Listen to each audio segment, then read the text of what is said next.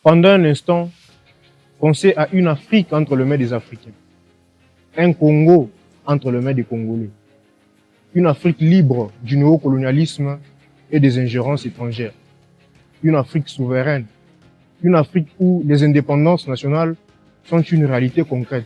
Voilà, au travers de cette vidéo, je vais expliquer la cause du mauvais état des choses en Afrique. Après une longue période d'études minutieuses sur les conditions de vie de nos pays en voie de développement. Je suis un jeune Congolais, citoyen de l'Afrique effectivement, et en tant que tel, j'ai ses droits et ses devoirs d'exprimer librement mon ressenti personnel face à cet état morose dans lequel se retrouve bon nombre de pays africains. Nous devons avoir ce courage de dire certaines choses, puisque je m'étonne souvent de l'absence de développement et du niveau de pauvreté en Afrique. Je me demande pourquoi il y a tant de souffrances et de misères dans nos pays en voie de développement. Lequel pays abrite par contre d'énormes richesses naturelles. Pourquoi cette prolifération de rebelles, de fauteurs de troubles et de fauteurs de guerre? Alors, étant des jeunes Africains conscients, j'estime qu'il est vital de remettre en question toutes ces réalités, d'exposer toutes ces questions, puisqu'une bonne question peut changer toute une génération. Là, je vais donner d'abord mes analyses personnelles dessus, et d'autres jeunes Africains, d'autres jeunes Congolais, à leur tour, pourront donner leur point de vue, leurs avis sur les sujets, pour qu'ensemble, nous puissions trouver les solutions les plus idoines et optimales à ces problèmes. Là, je vous demande de partager au maximum ces messages à d'autres jeunes. Cela va permettre une large diffusion des idées panafricaines parmi les jeunes. Puisque mon souci, c'est de combattre encore aujourd'hui les chaînes du colonialisme plus subtiles qui demeurent. Par exemple, la dépendance économique, l'exploitation des ressources naturelles par des puissances étrangères. Comme vous le savez très bien, le cobalt et le coltan du Congo profitent aux multinationales étrangères. La richesse de nos sols n'a pas affranchi du tout nos peuples.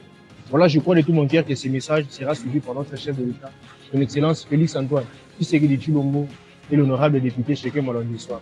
Vous êtes sans ignorer qu'en Afrique, nous vivons dans des pays qui sont la conséquence, les résultats de plusieurs années d'oppression et de répression. Comme vous le savez très bien, c'est pas à vous que je vais l'apprendre. Et notre président, son Excellence Félix Antoine Tshisekedi Tshilombo et l'honorable député Shekem Malonji Soir seront d'accord avec moi à ce point. C'est que le continent africain a connu une longue période archi cruelle qu'il n'a pas méritée. Plusieurs années de colonialisme, d'esclavage, de dictature et de soumission aux puissances impérialistes.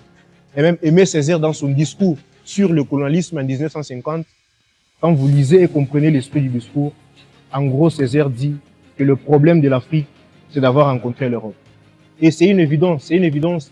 Vous allez vous rendre compte que, nonobstant les efforts déployés par nos héros afin de conquérir les indépendances nationales, aujourd'hui, la plupart des pays d'Afrique sont aux prises avec la réalité du colonialisme politique, économique et social. L'impact de la colonisation du continent africain a été dévastateur. Surtout la politique coloniale belge, le paternalisme. Par exemple, aujourd'hui, nous vivons une acculturation réelle. Ils nous ont imposé leur langue, leur religion, leur histoire, leurs lois. Ce qui a mené même à une perte totale de notre propre culture, de notre propre civilisation. Les puissances étrangères ont exploité et continuent à exploiter massivement nos ressources naturelles pour leur propre développement. Voilà, Monsieur le Président de la République démocratique du Congo, son Excellence Félix Antoine Tshisekedi Tshilombo, honorable député Shekem Malonji Soir, vous voyez ce que je comprends de nos réalités présentes et étant des jeunes conscients, on doit être capable de comprendre ça très tôt puisque nous sommes votre pension. Et puis la ruse, c'est que les colons nous ont fait croire que le colonialisme avait disparu avec leur départ. Moi, je trouve que c'est un leurre évident, puisqu'à mon avis, le colonialisme, c'est en quelque sorte une certaine mentalité, un état d'esprit, certaines mauvaises habitudes contre lesquelles cette nouvelle génération, la jeunesse africaine, la jeunesse congolaise particulièrement, doit s'éveiller et mener une lutte de longue haleine pour l'émancipation de l'Afrique tout entière, évidemment. On peut et on doit changer les choses. Si on ne change pas les choses, personne d'autre ne le fera. Monsieur le Président de la République démocratique du Congo, son Excellence Félix Antoine Tshisekedi Tshilombo, honorable député Shekem Malonji Soir, votre jeunesse vous promet de combattre ces maux d'origine coloniale ancrés dans nos mentalités et qui rongent notre pays jusqu'à présent. Puisqu'on s'est finalement rendu compte que la jeunesse constitue un pivot réel dans cette course vers l'émergence de la RDC. Il est temps que les jeunes s'engagent, s'intègrent avec abnégation dans les activités collectives. Que le jeune ait part à la prise des grandes décisions touchant au destin collectif. Jeunes Africains, jeunes Congolais, je vous prie de jouer ce rôle de catalyseur de l'émergence et de l'émancipation de nos chers pays. Si aujourd'hui, dans certains pays africains, les régimes successifs sont confrontés à un manque de fierté nationale, une mauvaise éthique de travail, une culture de la corruption indicible, ce sont les effets de la colonisation. Aujourd'hui, la plupart des dirigeants politiques africains n'ont pas du tout cette perspective d'une approche à long terme de la gouvernance et du leadership. Et même le jeu du néocolonialisme sur le pays nominalement indépendant, c'est de faire les tout pour que l'Afrique soit gouvernée par des leaders inappropriés ou conciliants avec leur modèle. Puisqu'ils savent très bien que tout dépend du leadership, tout. Alors, ils craignent l'émergence d'un leadership visionnaire, ils veulent la montée d'un leadership factice. Parce qu'ils savent très bien qu'avec des leaders faibles, les choses n'iront nulle part, puisqu'une communauté s'élève et tombe en fonction de ses leaders. Heureusement pour ces générations, parce qu'on a compris ça, mais je dois quand même reconnaître que l'Afrique a connu des leaders panafricains forts comme Patrice Lumumba, Thomas Sankara, les Libyens Muammar Kadhafi, et des figures symboliques du panafricanisme contemporain comme le capitaine Traoré et les Béninois Kémy Séba. Bon, certains des dirigeants politiques africains, la survie, la méfiance, le protectionnisme sont leurs principales motivations. L'individualisme qui anime les dirigeants politiques africains où chacun ne semble plus concevoir son bien-être que dans le cadre étriqué de sa sphère privée. Spécifiquement les relations familiales, les relations amicales, les relations sentimentales, leurs intérêts personnels. Mais posons-nous de vraies questions. Quel sera le sort d'une nation dont les dirigeants ne se sentent plus concernés par le destin collectif? J'encourage vraiment les efforts permanents déployés par notre chef de l'État pour faire taire la guerre à l'est du pays. Et j'encourage en même temps l'honorable député Shekem Malonisswana pour son extrême sensibilité à la souffrance de ses compatriotes. Là, je donne un message tout à fait panafricain. Je passerai d'autres messages sur l'entrepreneuriat puisque je suis entrepreneur également, j'entreprends. Et je dois rappeler ici que l'entrepreneuriat constitue un soutien réel des réductions du chômage et de la pauvreté, permettant aux jeunes qui entreprennent de créer leur propre emploi, de travailler à leur compte et de se prendre en charge finalement. Ce qui est important, l'autoprise en charge. Et ici, à Lubumbashi, je tiens à encourager énormément les actions humanitaires posées constamment par l'homme aux actions concrètes, l'honorable député Shekem Malonisswana, sous l'égide du président de la République, son Excellence Félix Antoine Tshisekedi Tshilombo. Honorable député, j'encourage énormément votre intervention auprès de toutes ces personnes en situation de détresse et de besoins, en leur apportant aide et soulagement. En tout cas, honorable, vous êtes une icône pour la ville de Lubumbashi, un grand espoir pour les jeunes Congolais. Jeunes Africains, jeunes Congolais, laissez-moi vous dire ce que je pense. Je pense qu'il est vital, effectivement, de faire des conférences, de créer des espaces de débat autour des thématiques cruciales touchant au développement, à l'émancipation de l'Afrique tout entière. Et personnellement, je crois, puisque c'est une conviction, je crois que le point de départ d'un développement durable du continent africain doit inéluctablement passer par rompre les chaînes de l'impérialisme afin d'être autoritaire sur tout ce qui se trouve sur notre terre. Avoir une crème de la gouvernance et du leadership peu incline à la mendicité extérieure ni à la contemplation du modèle occidental comme référence ultime au développement. Gouverner nos nations sans ingérence politique étrangère, ça veut dire une souveraineté politique totale, l'indépendance économique totale. S'il faut travailler avec d'autres pays, on a besoin des personnes avec qui nous allons traiter d'égal à égal. Des personnes avec qui nous allons travailler d'égal à égal, comme c'est fut l'idée de Patrice Lumumba, et non des personnes qui vont nous prendre pour des cons. Gérer nous-mêmes nos ressources naturelles, faire les choses par nous-mêmes. Redistribuer équitablement nos richesses à nos peuples, que notre population profite véritablement de la richesse de nos sols. Et même dans le discours de 1960 de l'indépendance prononcé par Patrice Lumumba, quelque part, il dit que nous allons veiller à ce que les terres de notre patrie profitent véritablement à ses enfants. C'est ce que nous voulons.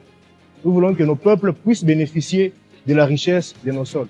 Et cette redistribution équitable de la richesse de nos sols à nos peuples, ça ne veut pas dire qu'on va faire du porte-à-porte pour donner de l'argent à chaque famille ou un quota alimentaire. Par exemple, les revenus de nos ressources naturelles devaient servir à éduquer. On investit dans l'éducation, on arrange les infrastructures. Une fois que les routes sont devenues praticables, cela sera profitable à tout le monde. On assure l'accès à l'eau potable et à l'électricité. On investit dans les soins de santé. Moi, je trouve que c'est de cette façon que notre population va aussi bénéficier de la richesse de nos sols. Voilà, Monsieur le Président de la République démocratique du Congo, Son Excellence Félix-Antoine Tshisekedi Tshilombo, honorable député Cheikh Malandiswana, ça c'est juste en façon de comprendre et d'analyser nos réalités. Comme vous le savez très bien, la richesse et les ressources naturelles des pays africains sont énormes. Et si elles sont rationnellement gérées, elles pourraient éradiquer définitivement l'essor de la pauvreté et du sous-développement auquel bon nombre de pays africains sont communément identifiés. La mégestion, l'abus, les vols de cette richesse nous rendent de plus en plus impuissants et décimés. Il nous faut donc des leaders forts et compétents. Et je dois rappeler ici que le développement de l'Afrique doit aussi passer par la restauration et l'émergence d'un leadership visionnaire. Je veux que les jeunes de ces générations soient animés par un esprit visionnaire. On a besoin des jeunes qui auront Lumumba et Thomas Sankara dans leur tête. Monsieur le Président de la République démocratique du Congo, Son Excellence Félix-Antoine Tshisekedi Tshilombo, honorable député Cheikh Malandiswana, je sais qu'il y a du chemin à faire avec l'Afrique, avec la communauté africaine, puisque pour moi l'Afrique c'est une seule communauté. Je sais qu'il y a du chemin à faire avec la RDC. Le chemin est encore là, mais c'est possible. C'est possible puisque la jeunesse va faire sa part par sa participation active à la vie politique, sa participation active au processus décisionnel et son engagement citoyen par-dessus. Le président de la République démocratique du Congo, Son Excellence Félix-Antoine Tshisekedi Tshilombo, quand il a pris le pouvoir, il a dit il va combattre la corruption, l'injustice, puisqu'il n'y avait plus de justice dans le pays.